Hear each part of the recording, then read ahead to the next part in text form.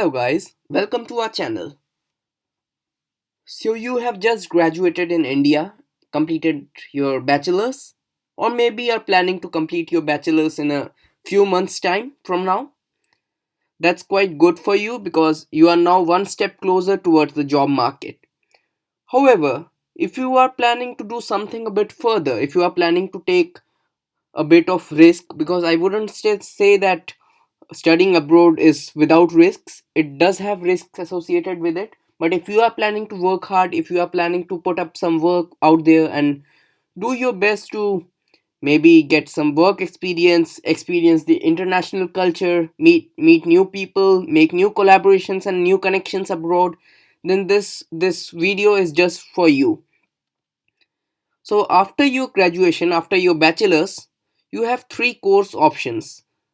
That is the masters by coursework, which most people go for, masters by research, which is also called MSc or MS, or a doctoral degree.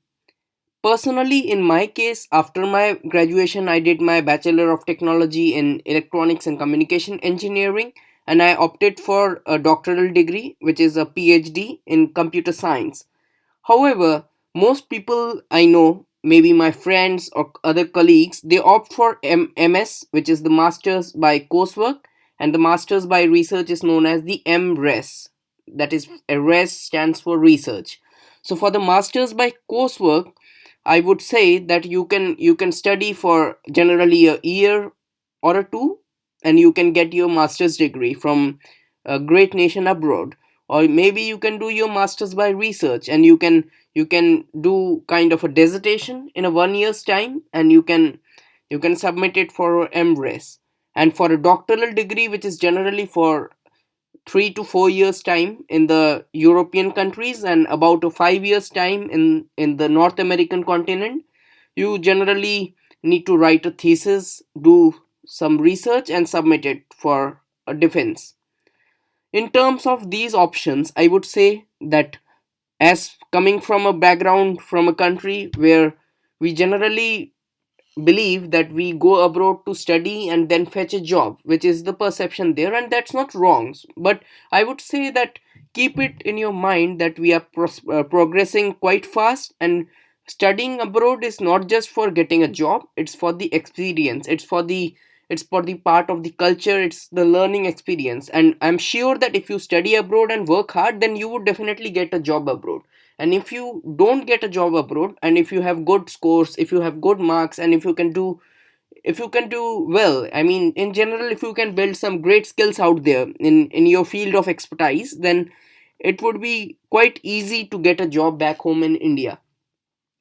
In that sense, I would say the popular destinations at the moment which come to my mind whenever I talk of studying abroad after doing a bachelor's in India, these would be the UK, the USA, Australia, Canada, and Germany. Recently, the UK has introduced the new norms, new policy that after your masters here or after your post graduation here, you would be able to get a sure short 2 year work visa as per the recent news, which was quite prominent out there. The USA generally has a stiff competition like the UK in terms of getting a job, but you can get sponsorship, and if you get a sponsorship after your masters, then you can get a job there. I'm not very sure about Australia, Canada, or Germany, but yeah, definitely Canada has seen a lot of movement of Indian students out there in the recent 5 to 7 years, and it is mainly because the ease with which you can just get a job, and after getting a job, working for a few years, and you can get the citizenship of Canada. So I would say that if you are mainly interested in getting a job and fetching a citizenship, then probably target Australia or Canada because these look like the better options at the moment. Germany is quite well known for its technical advances, and it's quite good if you are doing a course like aeronautical engineering or mechanical engineering or stuff in which this country has global reputation. I would say prefer Germany if you would like to do an engineering degree, and Germany is quite good for you. You can even get citizenship there if you can learn some basic German and get to the point where you can converse well in German with your colleagues and with your friends and with your professors. So yeah, there are some proficiency levels like A1, A2, and so on for German. And if you can reach those levels, like maybe reach a B level, I'm not quite sure about it because I'm studying in the UK, then you can probably try for a residency and citizenship in Germany as well. I can tell that for from my experience, you need to give the English proficiency exams, which generally is the IELTS and the TOEFL. So IELTS is generally for the European countries, though some countries in the North America, Australia, etc. also accepted. But TOEFL is generally accepted widely in the US and Canada. So you firstly need to give an English proficiency test, which isn't quite difficult if you can converse well in English, because most Indians are quite proficient in English if you have studied in an English medium school or maybe a university, then you would be easily able to ace this after a bit of effort. And for the statement of purpose and LOR, which are the letter of recommendations, you basically need to write a 1 to 2 page summary of why you would like to study in that particular university. This has to come out from your own, because nobody is going to write it for you, because people say that there are organizations which help you write this, but I wouldn't suggest you to pay exorbitant rates for getting your SOP written, because this isn't a difficult thing. If you are willing to study abroad, then you should have it in your mind that why I want to study abroad, what's my aim of going to the XYZ nation, why do I want to go to UK, or why do I want to go to Australia to study for this particular course. Some people might be willing to do an MS by coursework related to computer science, maybe related to engineering. Some of you would be better interested in courses related to business and management, while there would be people interested in studying languages, arts, culture, and education. That's quite alright, but for all of these things, you basically need to give the English proficiency exam as well as the SOP and LOR, which is the common things across all nations in general, as far as I know. However, as for the funding part, which is a major concern, because studying abroad isn't cheap, we need to spend thousands of dollars or thousands of pounds in our funding. In that case, I would suggest you to look for two options. You have either the self funding option, which happens to be quite expensive if you belong to a middle class family, but if you come from a rich background or maybe have the resources in place to study abroad, then I would suggest self funding option. However, it's the concern about the funding that scholarships come into the picture. In terms of scholarships, I would suggest you that there are an abundant number of scholarships available which people don't even know about. So for this option, you firstly need to check out your university webpage. Then in terms of the scholarships, you can check out the other agencies which have some sort of advice regarding these things. Basically, if you are doing your doctoral degree or your masters by research, you would have about 100% funding.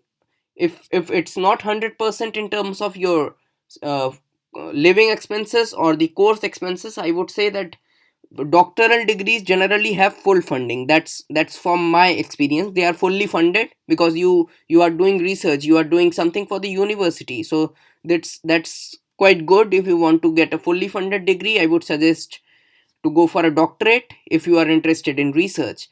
The masters by coursework, it's generally these are the money making entities, and it's quite honestly true, because masters by coursework, it is a 1 year or 2 year degree, maybe 1 year in the UK or 2 years in the US or Canada. In the masters by coursework, you would basically attend the lectures and give your exams like you are used to in your bachelor's. So it's quite similar, and in just a year or two time, you can get your degree and you can say that I have an MS from abroad, which is quite nice after your efforts. Finally, I would like to say that if you want to apply for scholarships, do check out the British Council website, in which they have advertisements of various scholarships which prevail from time to time. Maybe you can have a look at other agencies which offer scholarships, including the university's contacts. You can just check out the university website. For example, if you are willing to apply for a university in Toronto, University of Toronto, just check out the University of Toronto webpage.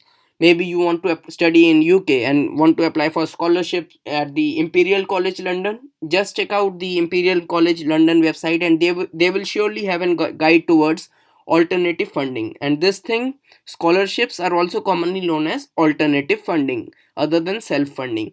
So my final opinion is that if you want to study abroad, if you want to get the experience, if you want to make new friends, get new skills abroad, which you can't get definitely back home, then go abroad, study there, get some experience. And if you want to stay there, get a citizenship, perfectly all right, go for Australia or Canada. If you want to study abroad, get some experience, don't have the citizenship thing in mind at the moment, but you are not sure if you want to come back home. But I would definitely suggest that if you come back home also, then you would have surely plenty of job options. People say that after studying abroad, things happen bad and you can't get job back home, or maybe you are not able to fetch the salary or the income expectations you had. So I wouldn't say that you can expect that you would get a high paying job just after completing your study abroad, but surely you would get the skills and the experience for a lifetime. And based on these skills, you can build further and you can move towards a more brighter and a more successful future. This is just a brief video in which I covered the options, and in the near future I would cover more details about the same when I get some time. Cheers and thank you. If you do enjoy this video, then please like, share and subscribe to our channel. Thanks a lot.